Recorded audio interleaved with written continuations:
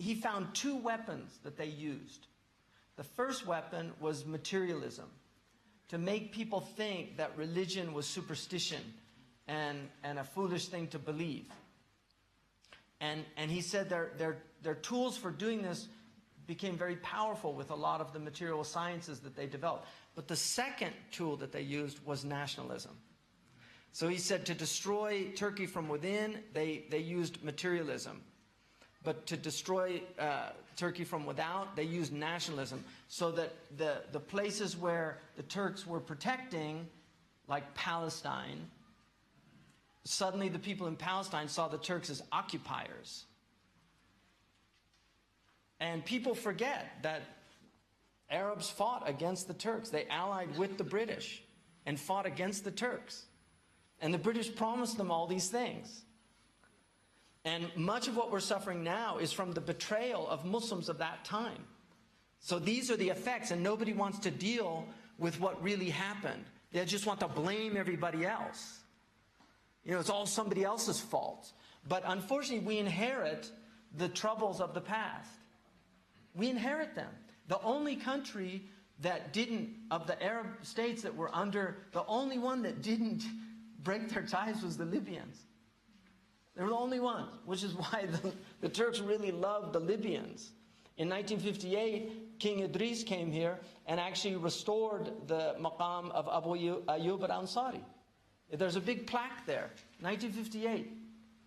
A plaque that says that he came, he saw that it was in disarray because it was a period where they weren't really respecting these places as much anymore, and he redid it. But then the Libyans, in their Thawra Thawra, Iblis wala Idris, with their slogan, give us Iblis and not Idris, they overthrew a man who used to do night prayers. And I know this because I know somebody who knew him personally very well, Mustafa bin Halim, who was his ambassador to Italy, who told me that he was one of the most pious people he knew. This was the man that was ruling their country. They overthrew him, Iblis wala Idris, they got Iblis, and then they overthrew this guy, you know, and now there's 1,000 Iblises. And this is what revolution, this is what he's saying. Everybody loses.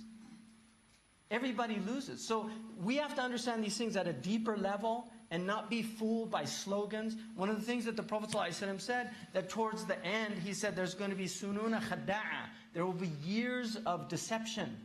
Yu'taman al-kha'in. The treasonous one will be considered trustworthy. وَيُخَوِّنَ الْأَمِينَ. And the trustworthy one will be called a treasonous one. يُكَذِّبَ الصَّادِقِ. The one telling the truth will be deemed a liar. وَيُصَدَّقَ الْكَاذِبِ. And the one being called, the liar will be called a truthful one. This is what our Prophet warned us. So we have to be vigilant about what's being done to us as a community. The Muslims, our natural allies should be the Christians amongst this materialism. But there are people that want to make sure the Muslims and the Christians never, this is the Iago factor. Shakespeare's play about Iago, Santiago Matamoros. He was called Saint Iago, the Moor killer. He was the Spanish patron saint of killing Muslims. And Shakespeare did this play with a Moor, Othello, Uqail, it's an Arabic name, Othello, and Desdemona, the European and the Moor, coming together in a marriage, but Iago saying, no, we're not going to let this happen. Some people say that this was because Mansur al-Dhahabi, the great Moroccan, sent his ambassador, Abdul Wahid al-Fasi, in 1600, he sent him to Queen Elizabeth's court to convince the Protestant Christians to ally with the Moroccan Muslims against Spain. So the Spanish, Iago, that's why he calls him Iago, because he's Spanish, Santiago. The Spanish didn't want this alliance to happen because Mansur wanted to arrest the Americas from the Spanish and have Muslims and English take over from the Spanish. This was the idea.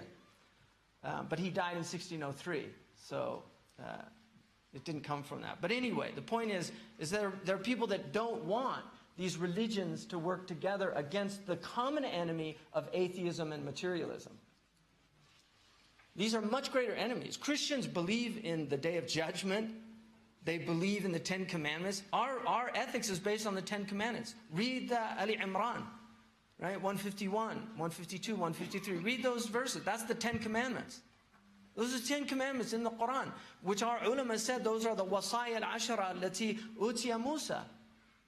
And immediately after those verses it said, Atayna Musa al-kitab. We gave Musa the book. This was Musa brought the 10 Commandments. This was the ethics of our civilization. The Jewish, the Christian, and the Muslim civilization. These are the Abrahamic faiths. We're in the umbrella of Abraham. The two greatest religions on the planet, Islam and Christianity, share the 10 Commandments. And now the 10 Commandments are being completely eradicated. There's a website, Ashley Madison. Life is short, have an affair. It has 37 million followers. And it's a website that promotes adultery. It's valued at $1 billion.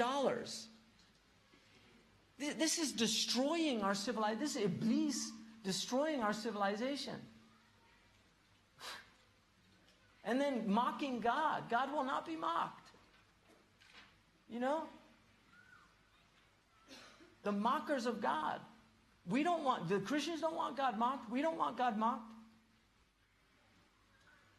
But people don't want these alliances of virtue. The Prophet said, "Du'utu ila hilf al-fudul qabla al-Islam." I was called to an alliance in Jahiliyyah. If I was called to it in Islam, I would respond. In other words, if people from some other faith said, "Let's ally for virtue,"